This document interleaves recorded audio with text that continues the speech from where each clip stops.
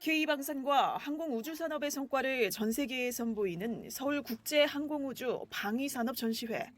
세계 각국 정부대표단과 주한대사, 기업인들이 한자리에 모였습니다. 이재명 대통령은 개막식 축사를 통해 한때 내수시장에 만족해야 했던 방위산업과 항공우주산업이 이제는 세계가 먼저 찾는 수출산업으로 당당히 성장해했다고 평가했습니다. 그러면서 국민주권정부가 국정과제로 내세운 방위산업 4대 강국 구현은 실현 가능한 꿈이라고 힘주어 말했습니다. 국민의 지원을 받아 태동하고 성장해온 우리 방위산업을 국민이 믿고 의지하는 주력 제조업으로 육성하겠다는 정부의 강력한 의지가 담겨 있습니다. 방위산업 4대 강국은 결코 불가능한 꿈이 아닙니다. 이 대통령은 이를 위해 세계적 기술력을 갖춘 민간이 국방개혁에 적극 참여하고 주도적 역할을 수행하도록 지원을 아끼지 않겠다고 밝혔습니다. 대대적인 예산을 투입해 미래 국방 핵심 기술과 무기 체계를 확보하고 독자적 우주 개발을 위한 역량을 구축하는 방향입니다. 이 대통령은 이와 함께 방위산업과 항공우주산업은 국내 수요만으론 한계가 명확한 만큼 세계와 연대, 협력이 필수란 점도 언급했습니다. 아울러 세계 시장에서 K방산의 경쟁력을 확보하려면 단순히 뛰어난 제품을 수출하는 걸 넘어 안보 협력 파트너란 새로운 브랜드 가치를 제시해야 한다고 강조했습니다. 개막식 후 이 대통령은 방산업체 전시 부스를 돌며 제품과 기술을 꼼꼼히 살폈습니다. 이 대통령은 제품의 국산화율, 가격 경쟁력, 해외 경쟁 업체 등에 대해 질의하며 K방산의 산업 경쟁력을 확인했습니다.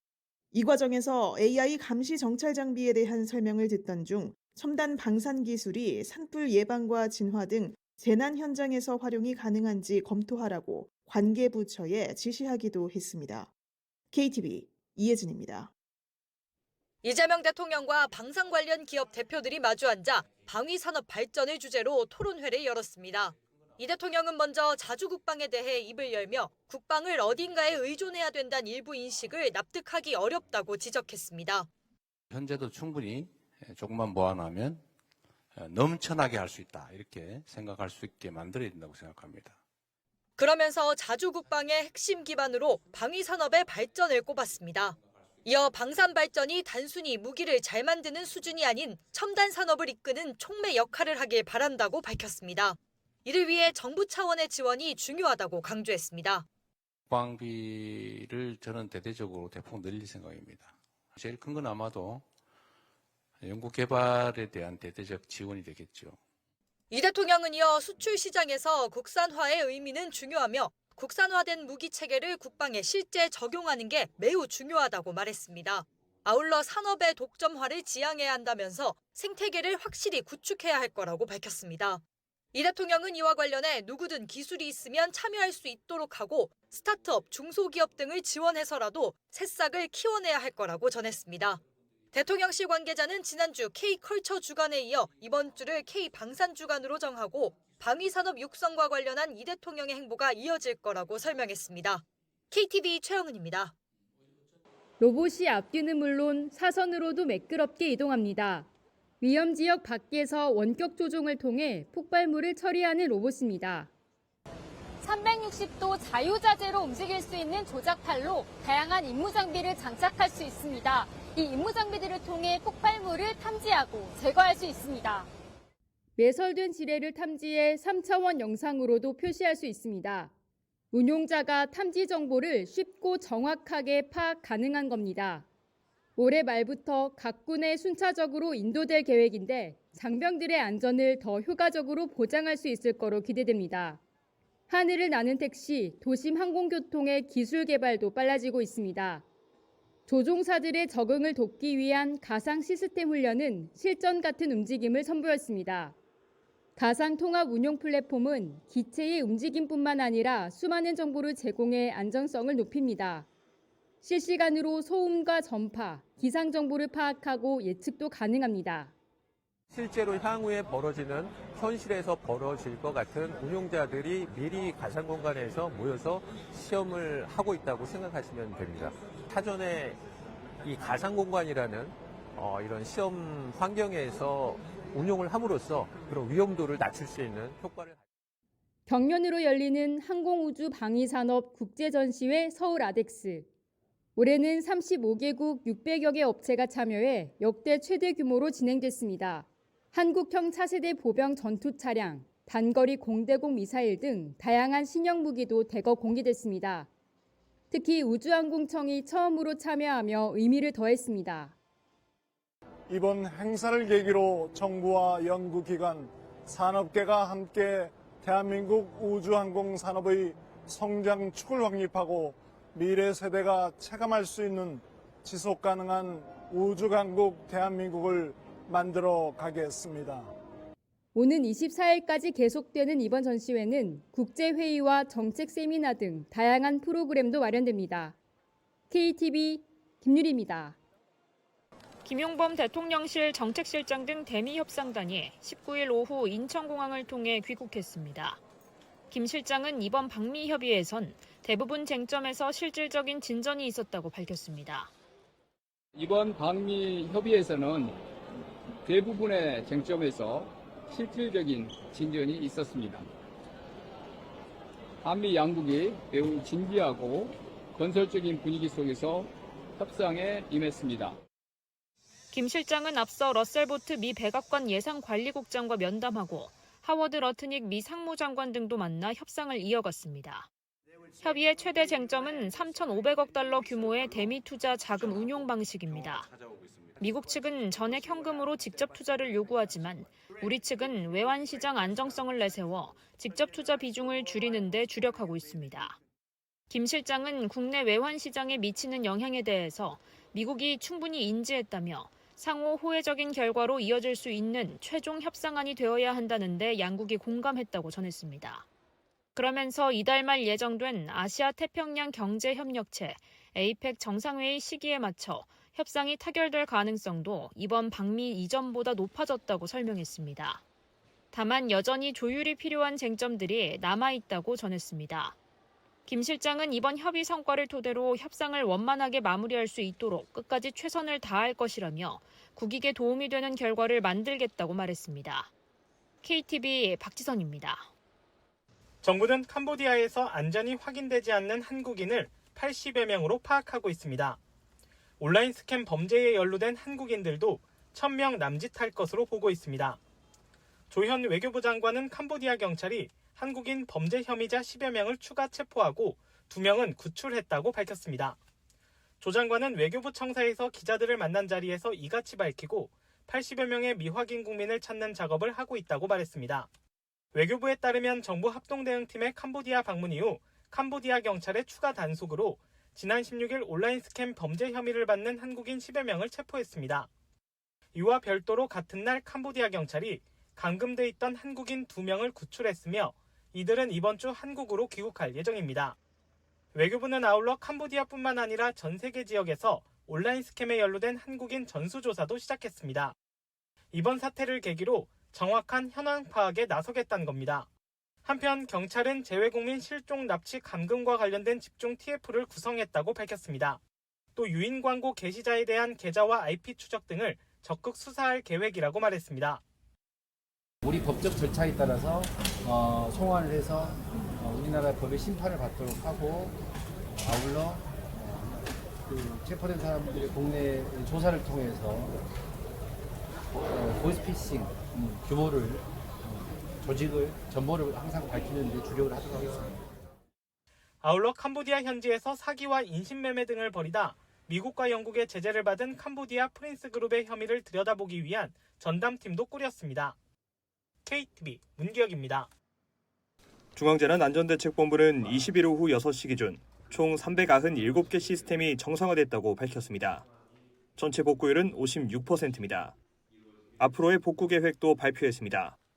대전센터의 복구 대상 시스템 가운데 1등급 시스템인 법제처의 국가법령정보센터 등 86개 시스템을 이번 주에 복구할 계획입니다.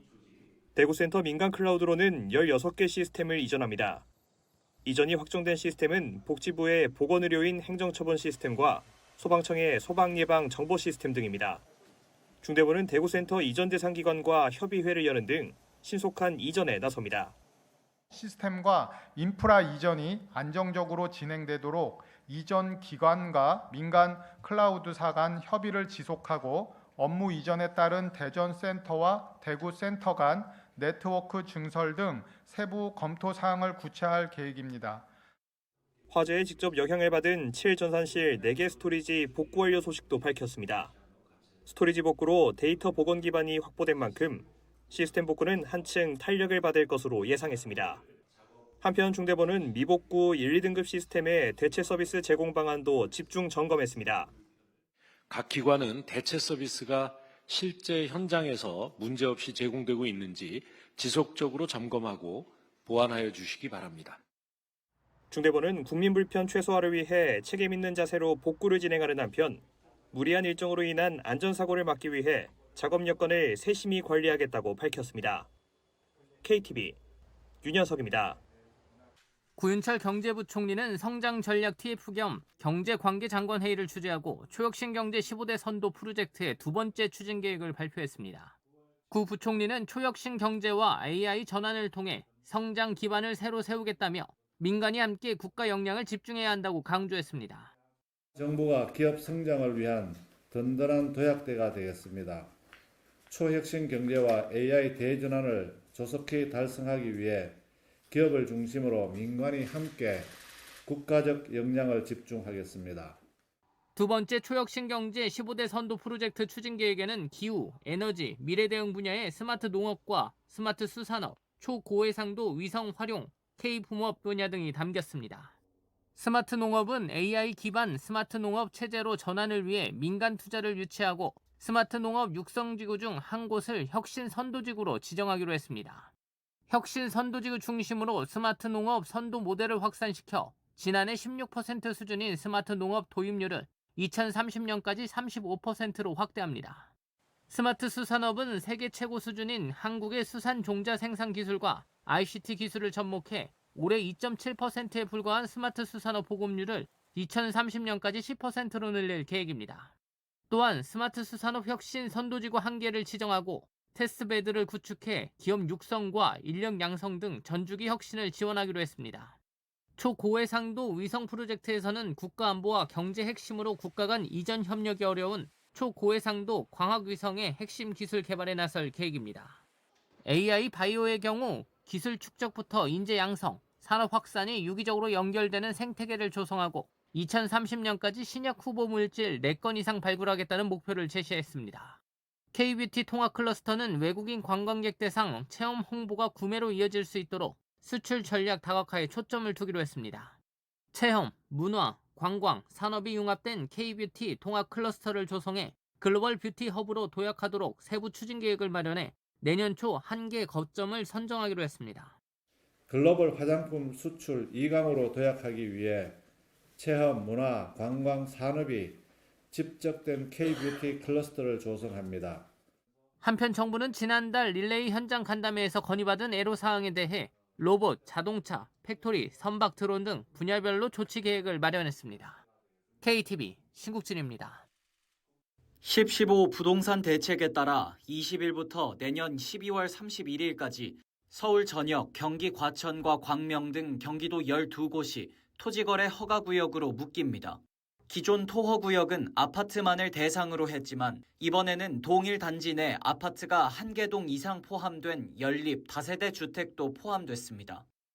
토허구역 효력이 발생하기 전 주말까지 해당 지역에서는 막판 신고가 계약이 이어졌습니다.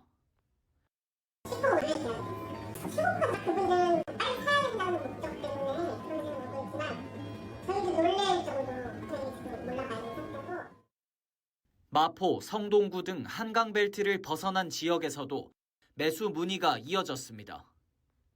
어제까지 매수 의사도 있고 막 그랬죠.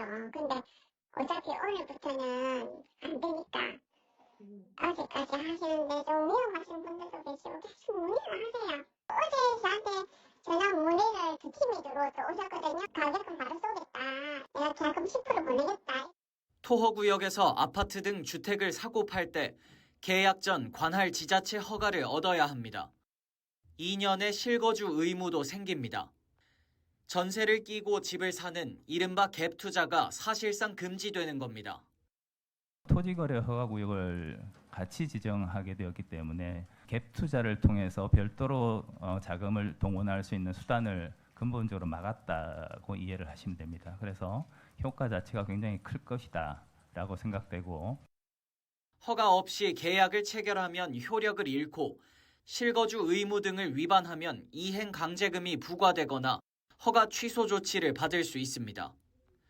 청약이나 재개발, 재건축 조합원 자격으로 얻은 분양권이나 입주권을 전매할 때도 허가받아야 합니다. 다만 분양권과 입주권 취득 자체는 규제 대상이 아닙니다. 오피스텔과 상가, 빌라 등 비주택 담보대출의 담보 인정 비율은 기존 70%로 유지됩니다. KTV 김찬규입니다.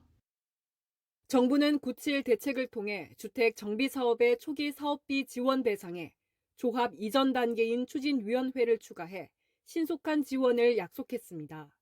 이에 따라 기존의 조합만을 대상으로 한 초기 자금 융자 지원 대상에 추진위를 추가하고 융자 한도와 이자율도 완화했습니다. 최소 18억 원에서 최대 50억 원이었던 융자 한도는 조합을 대상으로 30억 원에서 60억 원까지 확대합니다. 지원 대상에 추가된 추진위는 최대 15억 원까지 융자받을 수 있습니다. 이자율도 인하해 조합과 추진위 모두 2.2%입니다. 이를 통해 조합과 추진위는 초기 사업비 대출로 확보한 자금을 사업 계획서 작성을 위한 용역비와 운영비, 기존 대출 상환에 쓸 수 있습니다. 노후 건축물이 밀집한 가로구역에서 소규모로 개선하는 가로주택 정비사업과 주민들이 자율적으로 추진하는 자율주택 정비사업비 융자 한도도 늘어납니다. 현재는 세대수의 20% 이상을 임대주택으로 공급할 경우에만 총 사업비의 70%까지 융자받을 수 있습니다. 하지만 20% 미만으로 임대주택을 공급하는 경우는 적용받지 못해 임대주택 공급 유인이 부족하다고 보고 세대수의 10% 이상, 20% 미만을 임대주택으로 공급해도 총 사업비의 60%까지 융자 한도를 받을 수 있는 특례를 추가했습니다.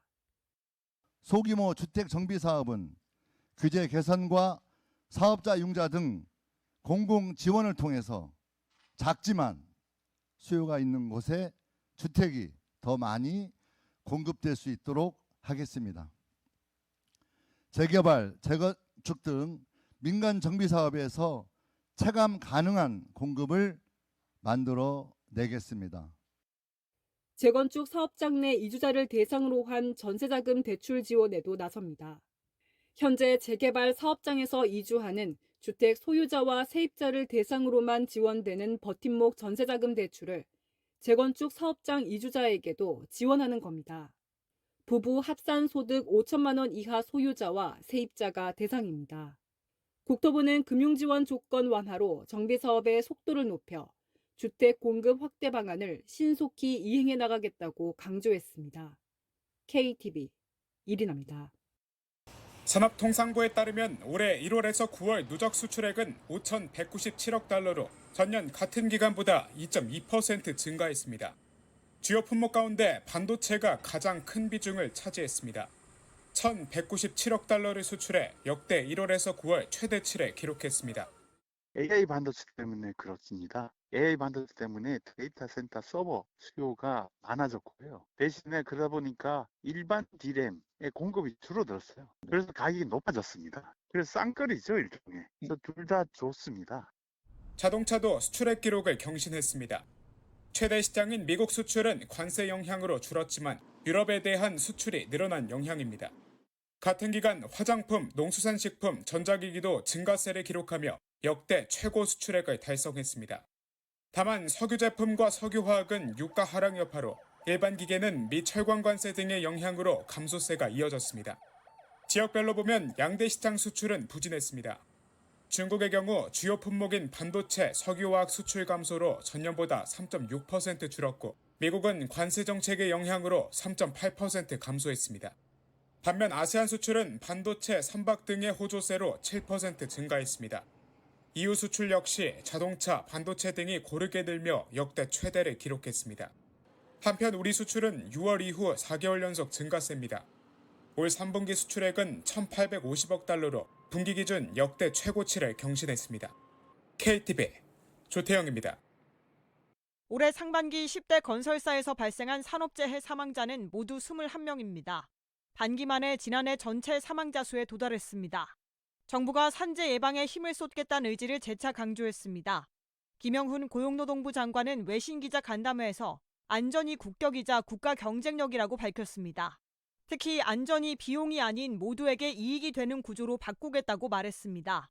이를 위해 정부는 지난달 산재 기업에 대한 과징금 신설 등을 담은 노동안전 종합대책을 발표했습니다. 건설사 영업정지 요청 요건을 현행, 동시 2명 이상 사망해서 연간 다수 사망도 추가하고 사망자 수에 따라 영업정지 기간도 강화하도록 하겠습니다. 대정노조법, 이른바 노란봉투법의 현장 안착 의지도 재확인했습니다. 김 장관은 이를 통해 한국 조선업이 다단계 하도급 구조로 인한 노사 갈등을 극복하고 국제 경쟁력을 갖출 것으로 내다봤습니다. 권리박 노동자를 보호하기 위한 정책도 추진합니다. 일터 권리 보장 기본법 제정을 통해 플랫폼 노동자와 프리랜서 등에 대한 사회 안전망을 구축하겠다는 계획입니다. 주 4.5일제 도입 등 근로시간 유연화를 통해 생산성을 높이겠다고도 했습니다. AI 혁신으로 일하는 방식이 바뀌었다며 장시간 노동의 한계를 지적했습니다. 산업전환에 따른 실직에 대비해 고용보험을 소득 기반으로 재편하고 사회적 대화를 통한 정년 연장 추진 의지도 밝혔습니다. KTV 임보라입니다. 칠흑 같은 어둠 속 하얀 눈이 제법 굵게 흩날립니다. 20일 새벽 설악산에 올해 첫눈이 내렸습니다. 20일 아침 영하 1도까지 내려간 중청대피소에는 약 1cm의 눈이 쌓였습니다. 올해 첫눈은 10월 19일 내렸던 작년보다 하루 늦고 21일 내렸던 재작년보다는 하루 빨랐습니다. 북쪽에 찬 공기가 유입되면서 월요일 아침 전국은 급격히 쌀쌀해졌습니다. 20일 오전 한때 대부분 지역 기온이 한 자릿수로 떨어졌습니다. 지역별로 서울은 5.3도, 경기 파주는 2.7도, 수원 4.8도까지 떨어지며 중부 지역은 5도 안팎으로 나타났고 대전 6.3도, 전주 7.5도 등 남부 지역도 10도를 밑돌았습니다. 해발고도 1,595m의 관측 지점인 설악산은 오전 7시 16분쯤 영하 1.3도를 기록했습니다. 체감온도는 오전 5시 15분쯤 영하 8.2도까지 떨어졌습니다. 기상청은 당분간 아침 추위가 이어질 것으로 내다봤습니다. 동해안에선 내내 비가 내릴 것으로 전망했습니다. 고기압에서 불어들어오는 북동풍에 의해서 주로 동해안 쪽에서는 이번 주 내내 비가 이어질 전망이고요. 지대가 좀 높은 지역에서는 비가 눈으로 바뀌는 지역도 일부 있을 것으로 보여지고 내륙을 중심으로는 기온이 더 떨어지는, 그러면서 아침 최저 기온이 5도 미만으로 떨어지는 지역도 나타나겠습니다. 경기 북부 내륙 일부와 강원 북부 내륙과 산지에는 얼음이 어는 곳도 있어 농작물 냉해에 대비해야 합니다. 21일 아침 기온은 서울 4도를 비롯해 파주 1도 등으로 더 낮아져 외출 옷차림에 유의해야 합니다. KTV 최유경입니다. 이재명 대통령이 일산의 한 전통시장을 찾아 상인들과 만났습니다. 대통령실은 이 대통령이 방산발전 토론회를 마친 뒤 일산시장을 방문해 점심 식사를 하고 상인들에게 장사 근황을 묻는 등 대화를 나눴다고 밝혔습니다. 또 시장 내 떡집에 들려 꿀떡 등을 구매하고 시민들과 사진 촬영을 함께 했다고 대통령실은 전했습니다.